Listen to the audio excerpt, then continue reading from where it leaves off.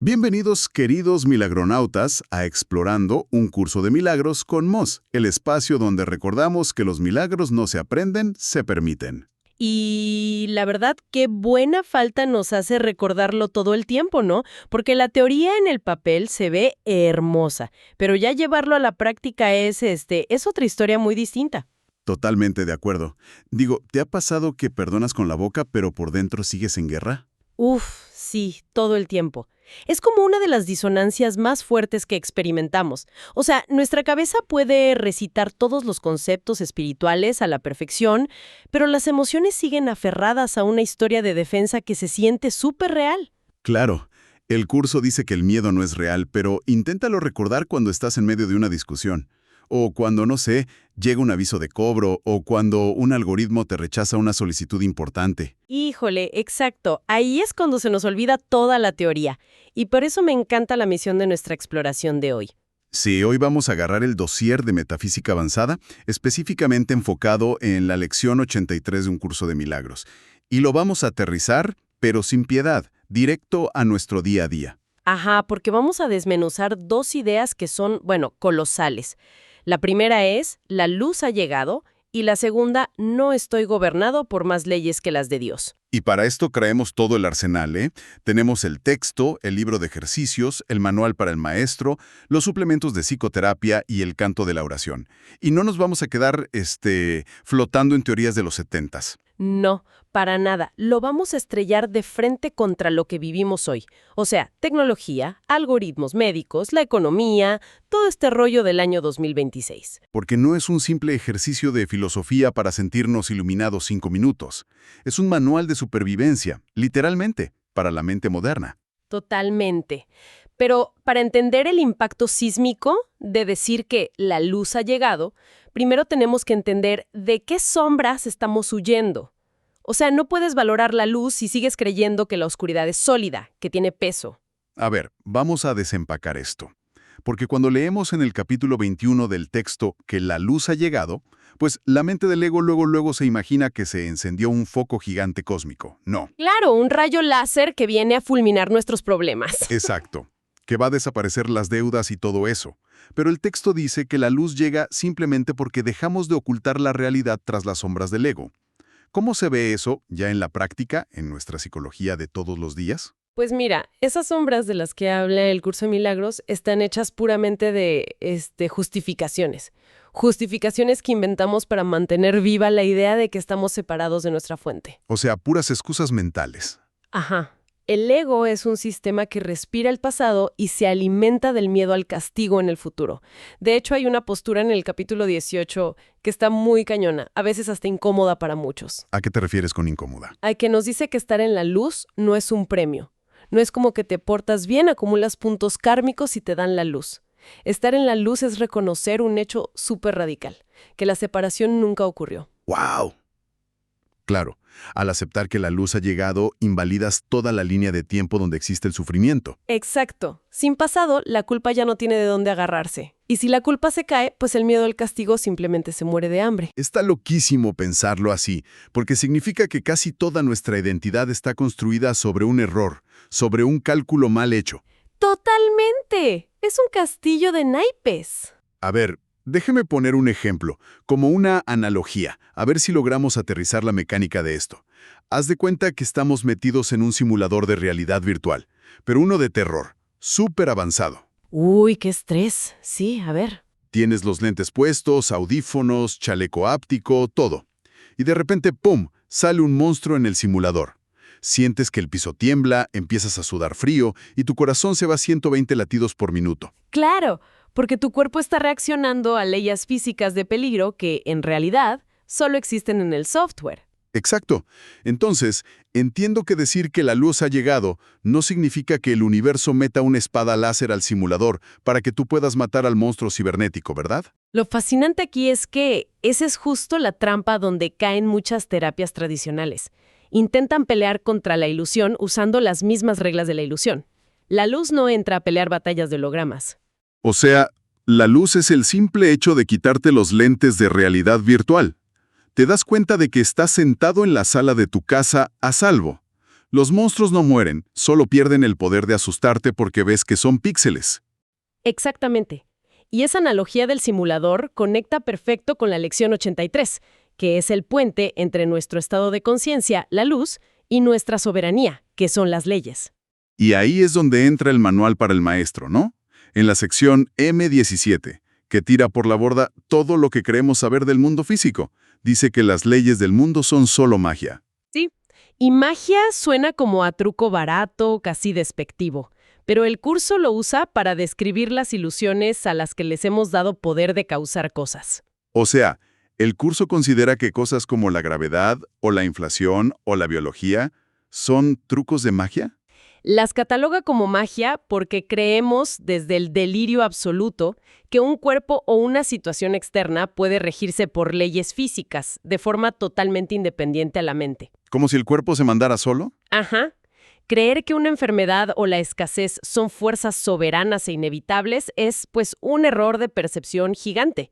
Son solo líneas de código en los lentes de realidad virtual. Y un maestro de Dios es el que se da cuenta de que solo las leyes de Dios, que son amor, extensión y libertad, tienen jurisdicción de verdad. Exacto.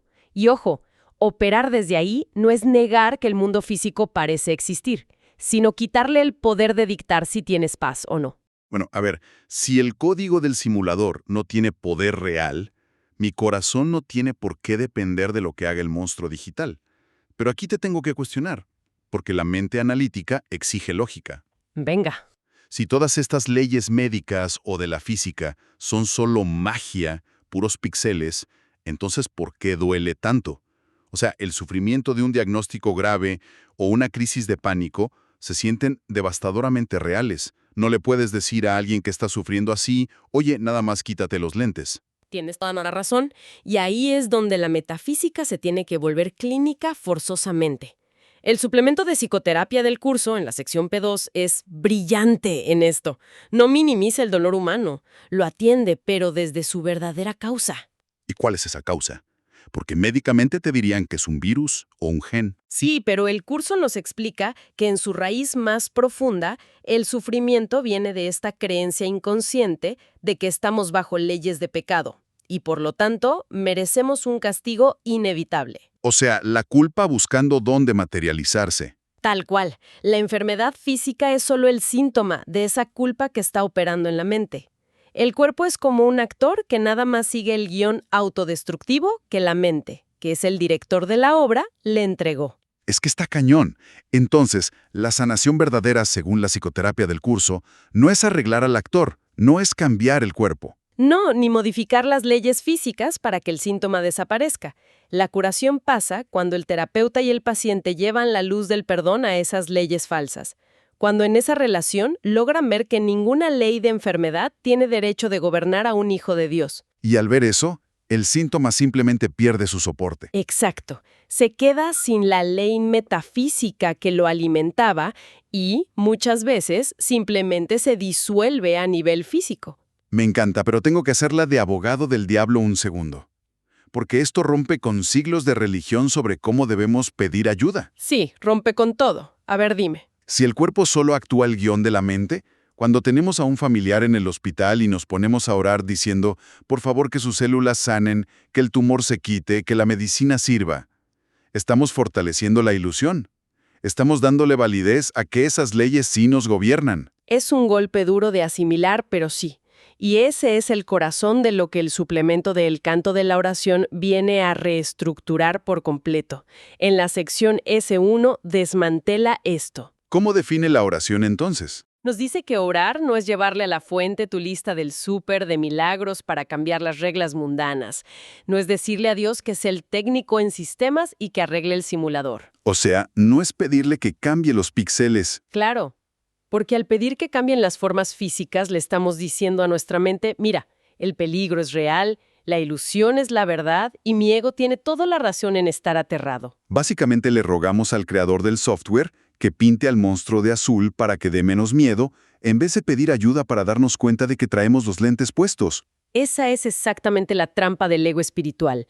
La verdadera oración es un movimiento para elevarnos, es subir por encima de estas necesidades terrenales y darnos cuenta de que esas leyes no sirven para nada. Entonces, decir la luz ha llegado no es el principio de una oración, es la respuesta misma. Totalmente. Es pedir que se restaure nuestra visión, ver la situación con los ojos del Espíritu Santo y comprender que esas leyes físicas jamás han tocado lo que realmente somos. Aquí es donde se pone realmente interesante, porque si declaramos que no estamos bajo las leyes de la enfermedad, nos topamos de frente con un muro gigantesco en nuestro presente. Sí, la obsesión tecnológica y médica en la que estamos metidos. Claro, llevemos este simulador al año 2026.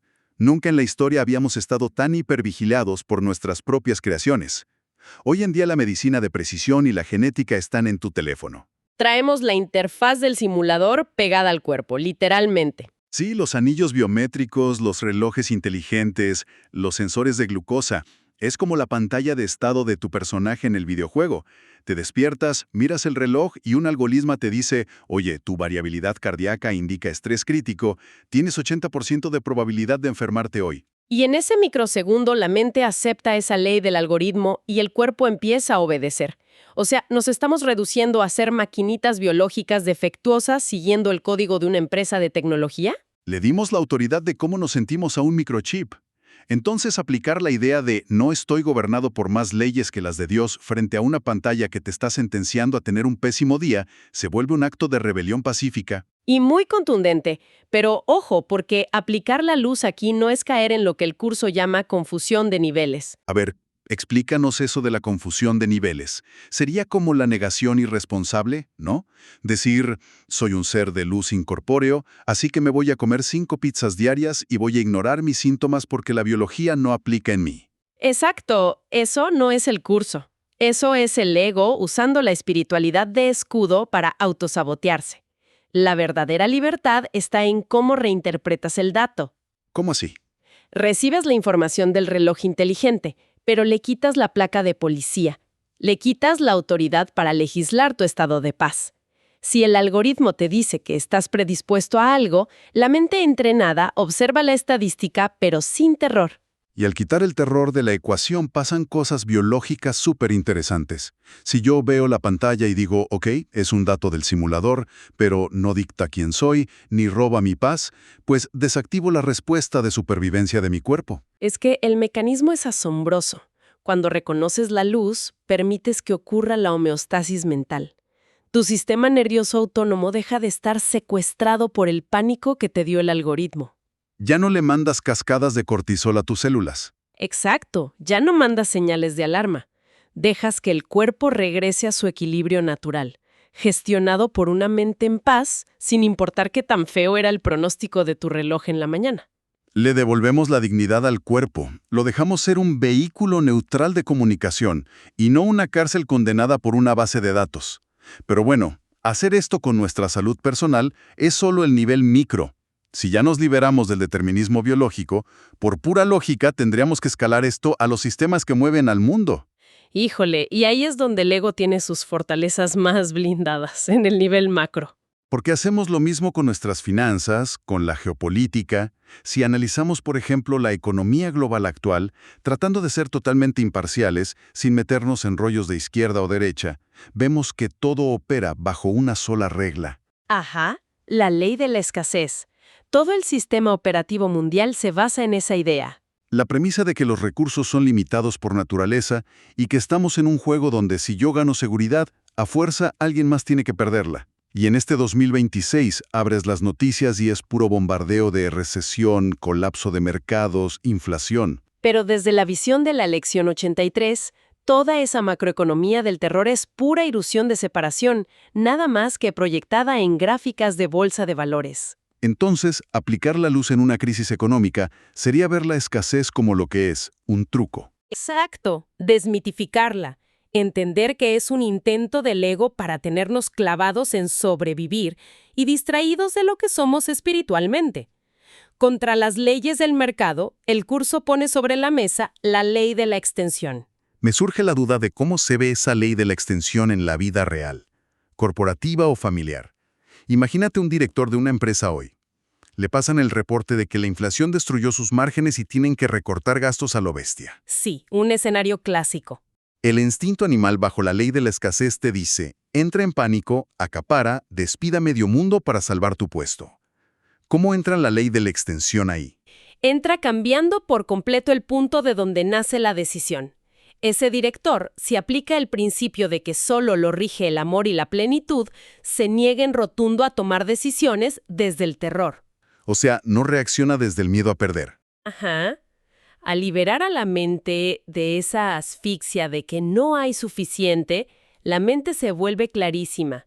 En vez de mutilar partes de la empresa por miedo, la ley de la extensión te lleva a la innovación.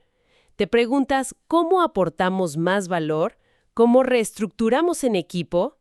Te vuelves inmune al caos, y no porque los problemas se evaporen de tu escritorio por arte de magia, sino porque tu paz interior ya no es un rehén del pánico colectivo. Te conviertes en el faro de estabilidad en medio del huracán. Totalmente.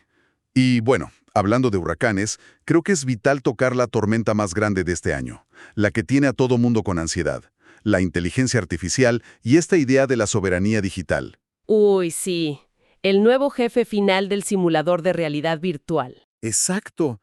La narrativa que nos venden es que la inteligencia artificial nos va a volver obsoletos, que sus algoritmos de datos van a decidir cuánto valemos, a quién le dan una hipoteca o a quién contratan. Cuando una IA rechaza tu currículum, la gente se devasta porque sienten que una inteligencia superior ya decretó que no sirven. Es que es el mismo ciclo de idolatría humana repitiéndose otra vez. Primero hacíamos ídolos de piedra, luego nos asustaba la genética, luego el mercado financiero, y hoy le pusimos la corona de Dios castigador a los modelos de lenguaje. Les damos el poder de decirnos qué merecemos. Pero a ver, la inteligencia artificial la programamos nosotros, se alimenta de datos que nosotros generamos, y si la mente humana no está gobernada por sus ilusiones, a menos que si lo decida, eso significa que la IA no es un dios extraño. Para nada. Es solo un espejo gigantesco, súper eficiente, que nos está reflejando nuestro propio ego colectivo. Claro. Es vital recordar el orden de cómo se crea todo. La mente que hizo la inteligencia artificial, esa conciencia detrás del código, viene directo de la fuente creadora.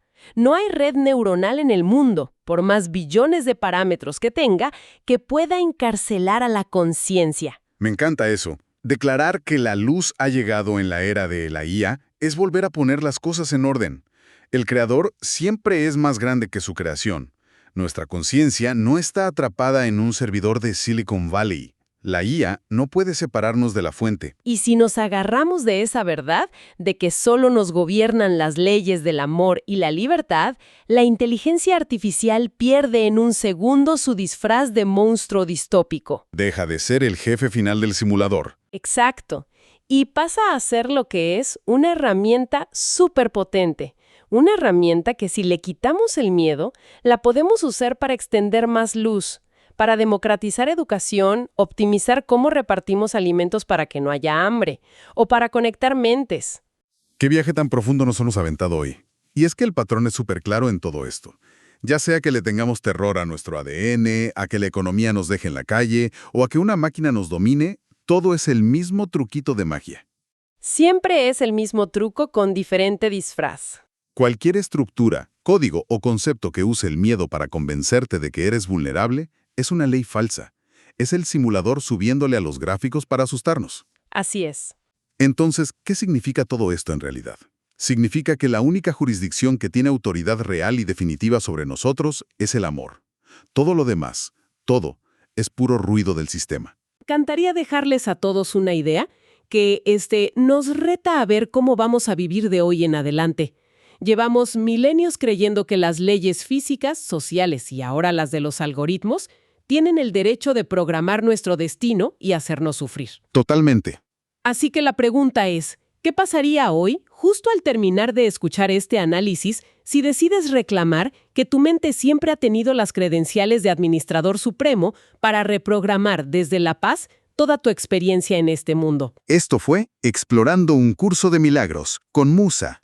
Un espacio para recordar juntos que el amor sigue siendo la respuesta. Si esta reflexión te ayudó a ver las cosas con más paz, suscríbete al canal, compártelo con otros milagronautas y recuerda siempre, primero tu paz y después lo demás.